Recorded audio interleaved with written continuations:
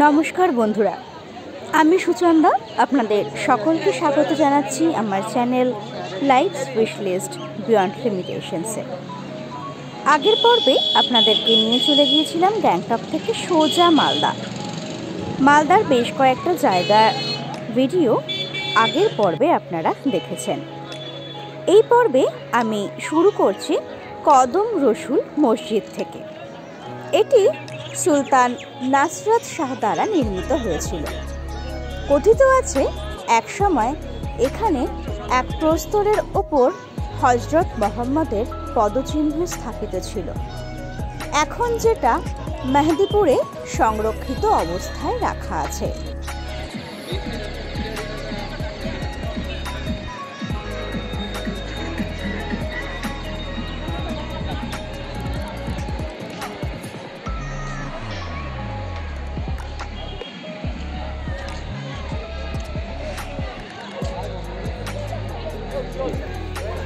কদম রসুল মসজিদ থেকে বেশ কিছুটা ভেতরে ঢুকে এলে একটা আলাদা ছোট ঘর মতো দেখা যায়।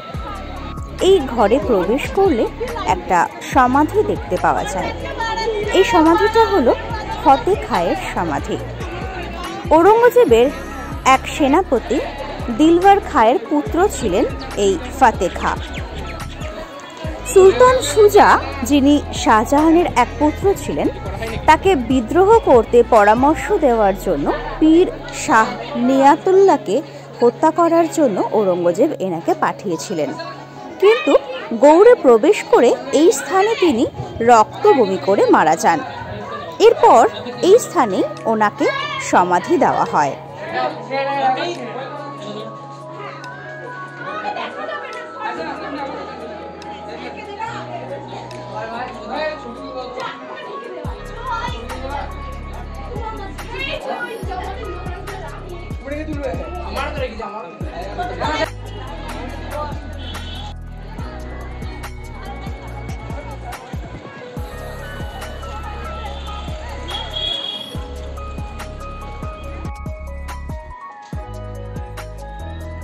এরপর আমি চলে গেলাম লুকোচুরি দরওয়াজা দেখতে। শাহ সুজা দ্বারা নির্মিত এই দ্বিতল দরজাটি গৌড় দুর্গের পূর্ব দিকের রাজকীয় প্রবেশ পথের জন্য নির্মিত হয়েছিল। উপরের তলটি সম্ভবত নহবতখানা ছিল।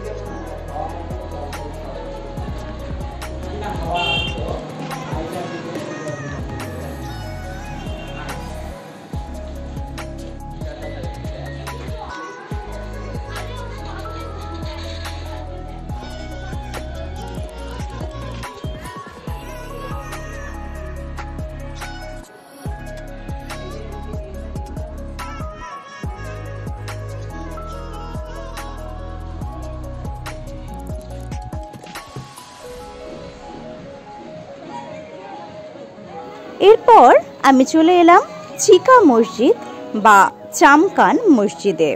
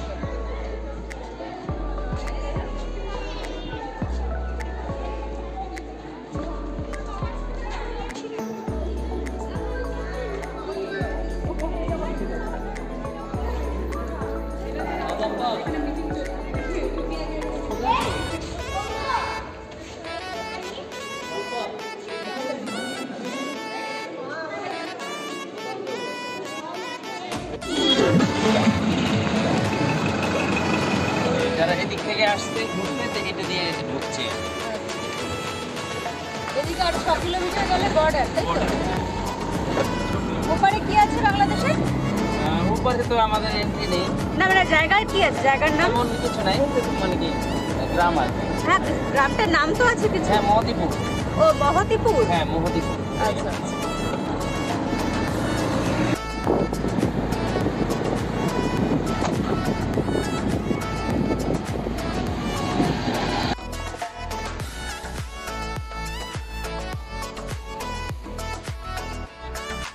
সব জায়গাগুলো দেখতে একই ধরনের, মনে রাখা খুব ডিফিকাল্ট যে কোনটা কোন জায়গা। ওই বোর্ডগুলো দেখে দেখে পরবর্তীকালে মনে করতে হবে যে কোনটা কোন জায়গা ছিল।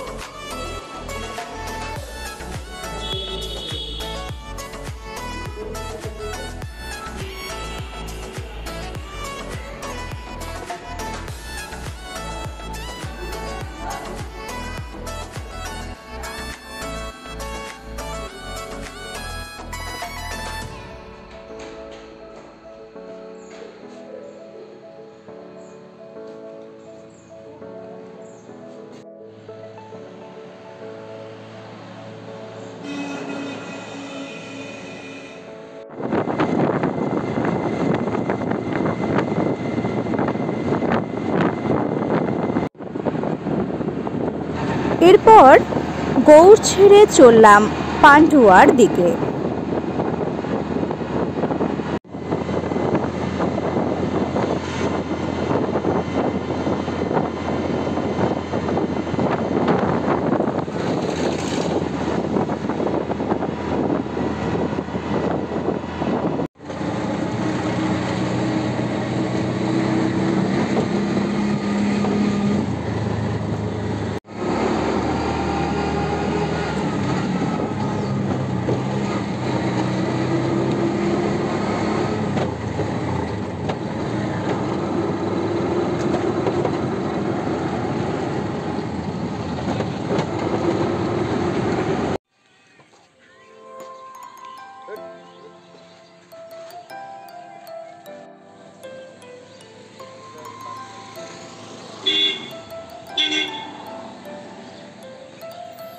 পান্ডুয়া গিয়ে সবার আগে গেলাম একলাখী মসজিদে।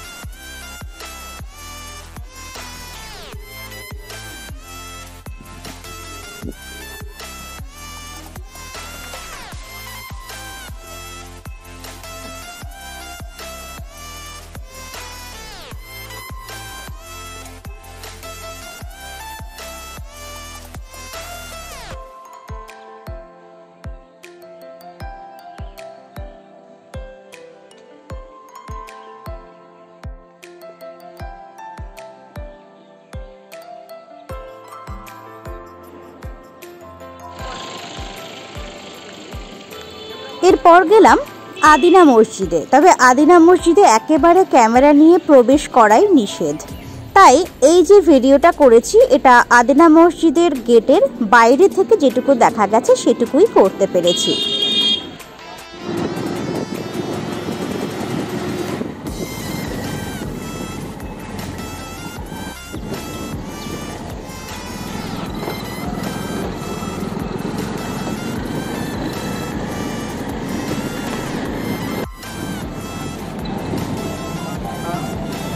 এরপর চলে গেলাম আদিনা ডিয়ার পার্কে। এটা কিন্তু একটা ভীষণ পপুলার পিকনিক স্পট, প্রচুর পিকনিক হচ্ছিল এখানে।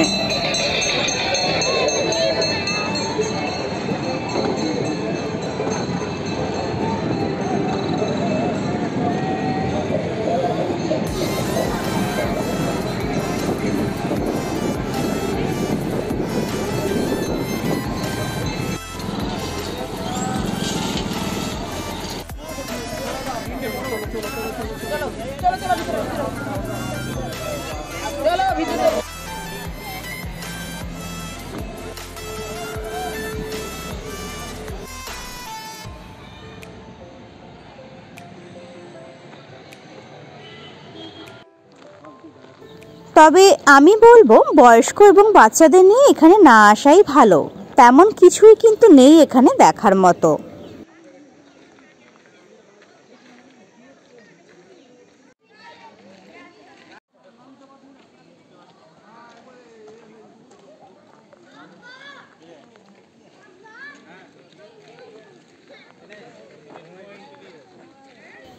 অনেকটা হাঁটতে হয় এই ডিয়ার পার্কের ভেতরে সেই হরিণদের জায়গা পর্যন্ত পৌঁছানোর জন্য। তেমন কিছু পাখিও কিন্তু এখানে রাখা নেই।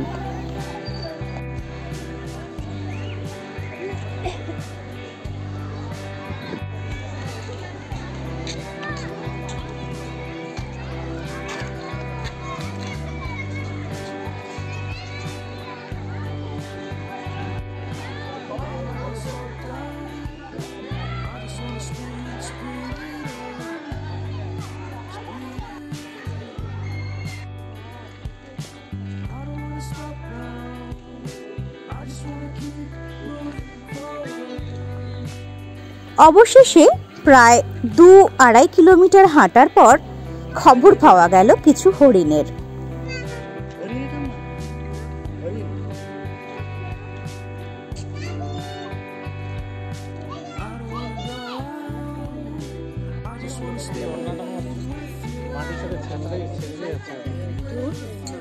সামনে একটু আগে নাও।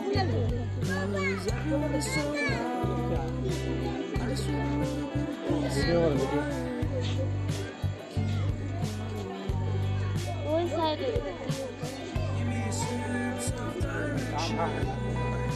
ওই কোনটা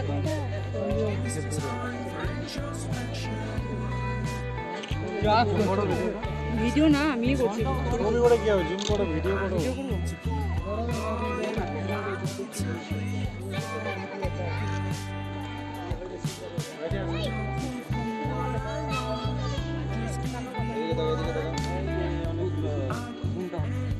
আপনারা এখানে থাকো।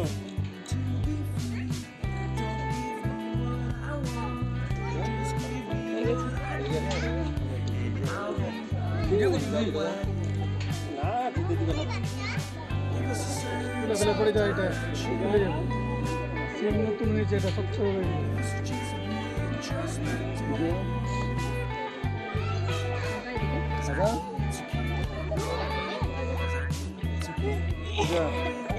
পূজা।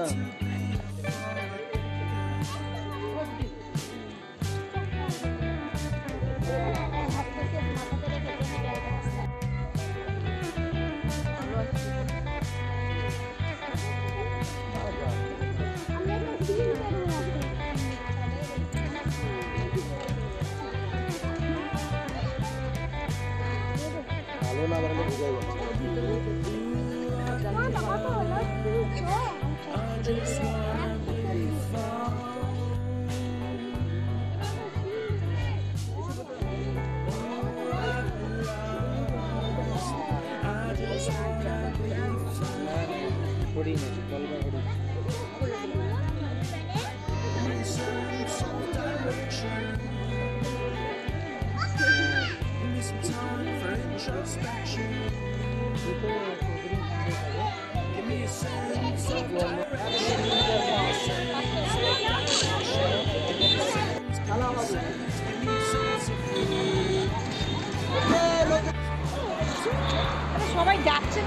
এরপর সারাদিন ঘুরতে ঘুরতে মারাত্মক খিদে পেয়ে গিয়েছিল, তাই ঢুকে পড়লাম পারদেশি ধাবাতে।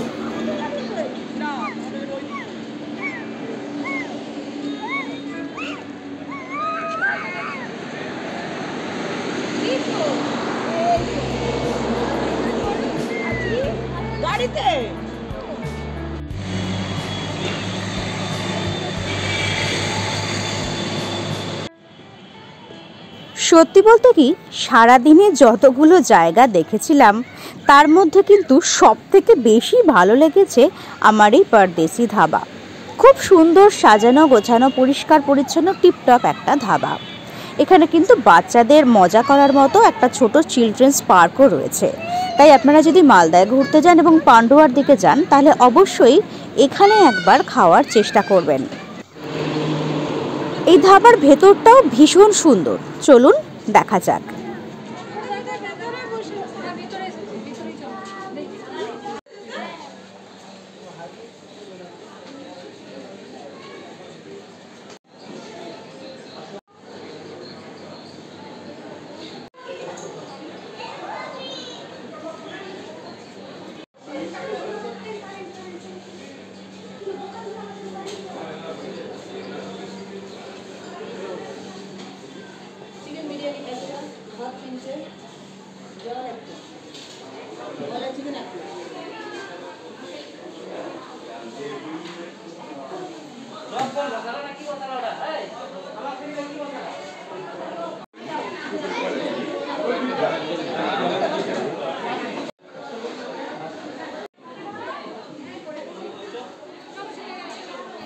প্রচুর মানুষ একসাথে বসে এখানে খাওয়া দাওয়া করতে পারেন।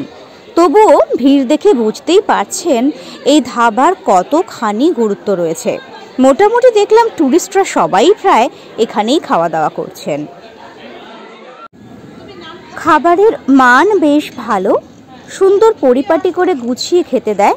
হ্যাঁ, তবে রাইসের পরিমাণটা কিন্তু বেশ কম, আর খাবারটা একটু এক্সপেন্সিভ। বুঝতেই পারছেন এত সুন্দর একটা জায়গা, তার মেনটেনেন্স চার্জও তো একটা রয়েছে সেহেতু। তবে থালিটার দাম কিন্তু, মানে ভেজ থালি যেটা, সেটার দাম কিন্তু মোটামুটি আয়ত্তের মধ্যে। সাথে সাইড ডিশ হিসেবে আপনারা যে মাছ বা চিকেন বা মাটন এটা নেবেন সেটার প্রাইসটা একটু হাই। খাওয়া দাওয়ার পরে একটু চলে গেলাম নদীর ধারে, কিন্তু পৌঁছতে বেশ একটু অন্ধকার হয়ে গিয়েছিল, তাই নৌকো ভ্রমণটা এইবারের মতন বাকি রয়ে গেল। এবার সোজা ফিরে চলতে লাগলাম আবার হোটেলের দিকে। আমার এই মালদা ভ্রমণের সাইট সিইংয়ের ভিডিও আমি এখানেই শেষ করছি। আর এই যে সেই অটো, যেই অটোতে করে আমি সারা দিন সেদিন ঘুরেছিলাম, ড্রাইভারের নাম্বার ডেসক্রিপশন বক্সে দেওয়া থাকবে। ধন্যবাদ।